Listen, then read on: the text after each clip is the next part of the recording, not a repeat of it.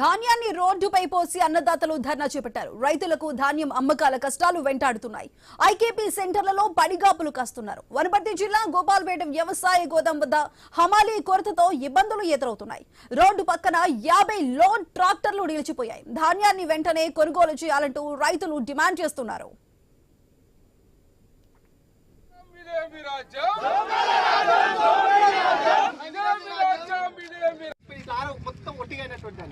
వీడికి వచ్చిన తర్వాత ఇప్పటిదాకా ఎవరో లోపల ఉన్నాడు.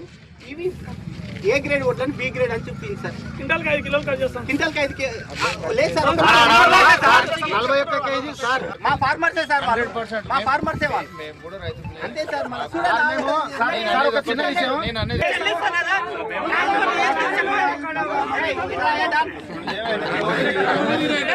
చూసిపోతున్నారు కాబట్టి ఒకటే సార్ మా రిక్వెస్ట్, కలెక్టర్ సార్ వస్తే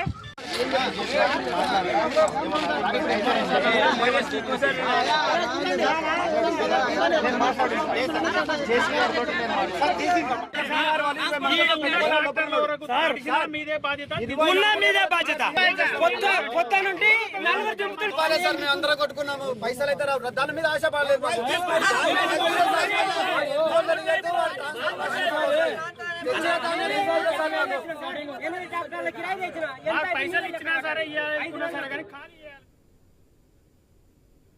ధాన్యాన్ని రోడ్డుపై పోసి అన్నదాతలు ధర్నా చేపడుతున్నారట. రైతులకు ధాన్యం అమ్మకాలు కష్టాలు వెంటాడుతూనే ఉన్నాయి.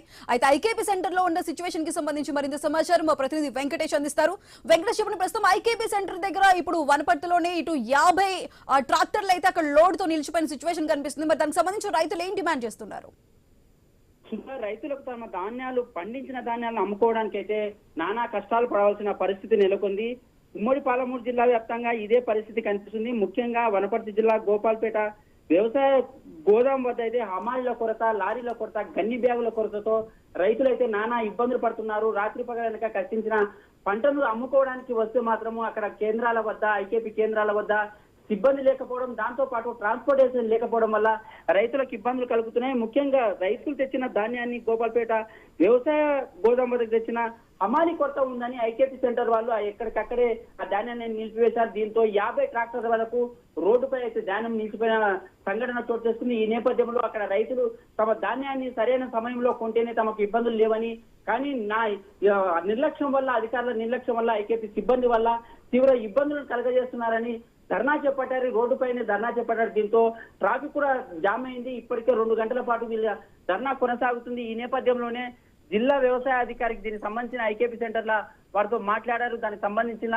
ఆ కొరతను కూడా ఎక్కడైతే సిబ్బంది కొరత ఉందో, హమాలీల కొరత ఉందో అని దానిపైన ఆరా తీశారు. గంట పాటు నిలిచిపోయిన ధాన్యం కొనుగోలు ఇప్పుడిప్పుడే ప్రారంభం అవుతున్నాయి. సిబ్బంది కొరత లేకుండా వనపర్తి నుంచి సిబ్బందిని అక్కడ హమాలీలను కూడా పంపించి ఎక్కడైతే గోపాల్పేట గోదాం వద్దకు కొరత ఉందో, హమాలీల కొరత, అక్కడికైతే ఒక 50 మంది హమాలీని అయితే పంపించారు. దీంతో పాటు ఈ నేపథ్యంలోనే ఇప్పుడే కొనుగోలు అయితే ప్రారంభమయ్యాయి. కానీ ఉదయం తెల్లవారుజాము నుంచే రాత్రి నుంచి కూడా చాలా మంది రైతులు రాత్రి నుంచి కూడా కేంద్రం వద్ద వచ్చి పడిగాపులు కావాల్సిన పరిస్థితి ఉంది. ఇలా ఉమ్మడి పాలమూరు జిల్లా వ్యాప్తంగా ఏ సెంటర్ లో చూసినా ఐకేపీ సిబ్బంది నిర్లక్ష్యం కొంత ఉన్నా అక్కడ అధికారుల నిర్లక్ష్యం కూడా చాలా ఉందని చెప్పవచ్చు. గన్ని బ్యాగుల కొరత, ఇక్కడ ట్రాన్స్పోర్ట్ కొరత, లారీల కొరత, ఇట్లా గోదాం మిల్లులకు సంబంధించిన, రైస్ మిల్లులకు సంబంధించిన నిర్వాహకులు కూడా రైతులను ఇబ్బంది పెడుతున్న నేపథ్యంలో ఇలా ఉమ్మడి పాలమూరు జిల్లా వ్యాప్తంగా అయితే రైతులు నానా కష్టాలు పడవలసిన పరిస్థితి అయితే కొనసాగుతున్న Sudha. Right Venkatesh, thank you. Medchal Malkajgiri special grade deputy collector మరి వంశీమోహన్ పై అక్రమాస్తుల కేసులో కీలక విషయాలు వెలుగులోకి వస్తున్నాయి. ప్రభుత్వ భూముల్ని ప్రైవేటు పరం చేసి అక్రమ సంపాదనతో కోట్లు కూడబెట్టారని ఏసీబీ అధికారులు గుర్తించారు. ఆదాయానికి మించిన ఆస్తుల కేసు నమోదు చేశారు. హైదరాబాద్ వనస్థలిపురం ఎన్జీఓ కాలనీలోని ఆయన ఇల్లు, మేడ్చల్లోని యుఎల్సీ కార్యాలయంతో పాటు సన్నిహితులు, బంధువులు, బినామీలకు చెందిన 11 ప్రాంతాల్లో ఏకకాలంలో సోదాలు నిర్వహించాయి. గుంటూరులోని అతడి మామ ఇంట్లోని కూడా సోదాలు జరిగాయి. గుర్తించిన ఆస్తుల విలువ బహిరంగ మార్కెట్లో 100 కోట్ల పైమాటే అని అంచనా వేస్తున్నారు. సోదాల తర్వాత వంశీమోహన్ ను అరెస్ట్ చేసి రిమాండ్ కు తరలించారు. వంశీమోహన్ 2019-23 మధ్య కాలంలో శేరిలింగంపల్లి తహసీల్దార్ గా పనిచేశాడు. ఈ మండలంలో విలువైన ప్రభుత్వ భూములను ప్రైవేటు వ్యక్తులకు, సంస్థలకు కట్టబెట్టడంలో కీలకంగా వ్యవహరించినట్లు ఆరోపణలున్నాయి.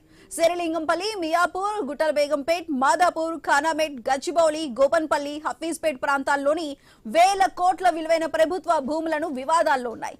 ఓవైపు కోర్టు కేసులు నడుస్తూ ఉండగానే మరోవైపు ప్రైవేటు వ్యక్తులు ఈ భూముల్లో పాగా వేశారు. ఓ కలెక్టర్ తో కలిసి వారికి సహకరించడం ద్వారా వంశీమోహన్ భారీగా లబ్ధి పొందినట్లు ఆరోపణలున్నాయి.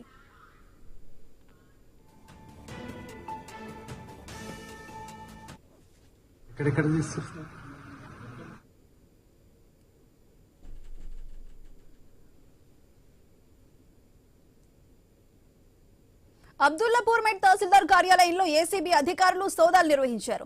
సెలవులో ఉన్న అక్కడి తహసీల్దార్ను రప్పించి మరీ రికార్డుల్ని పరిశీలించారు.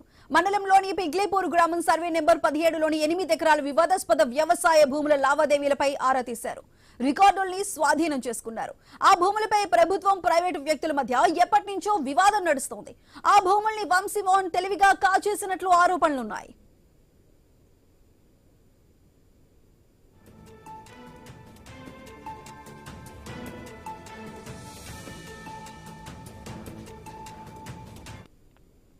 రెండు 2023లో ఆ భూముల్ని అతడి మామ విజయ్ భాస్కర్ కొనుగోలు చేసినట్లు ఏసీబీ అధికారులు రికార్డుల్ని స్వాధీనం చేసుకున్నారు. తొలుత తన మామ పేరిట భూములు రిజిస్ట్రేషన్ చేయించిన అతడు స్థిరాస్తి సంస్థకు అప్పగించినట్లు అధికారులు భావిస్తున్నారు. అందుకు ప్రతిగా వంశీమోహన్ స్థిరాస్తి సంస్థ ఏర్పాటు చేసిన వెంచర్లో 10 ప్లాట్లను పొందినట్లు వస్తున్న ఆరోపణలపై ఏసీబీ ఆరా తీస్తోంది.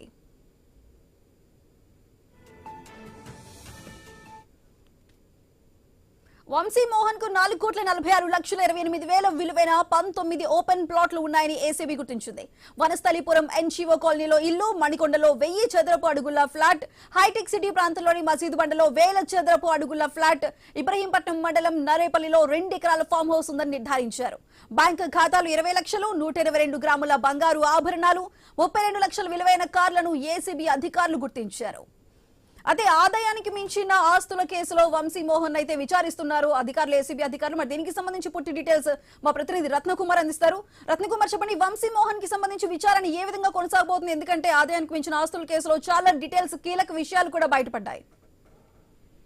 సుధా, ఇప్పటికే డిప్యూటీ కలెక్టర్ వంశీమోహన్ ను ఆదాయానికి మించిన ఆస్తుల కేసులో ఏసీబీ అధికారులు అరెస్ట్ చేయడం జరిగింది. ప్రస్తుతం అతన్ని విచారిస్తూ ఉన్నారు.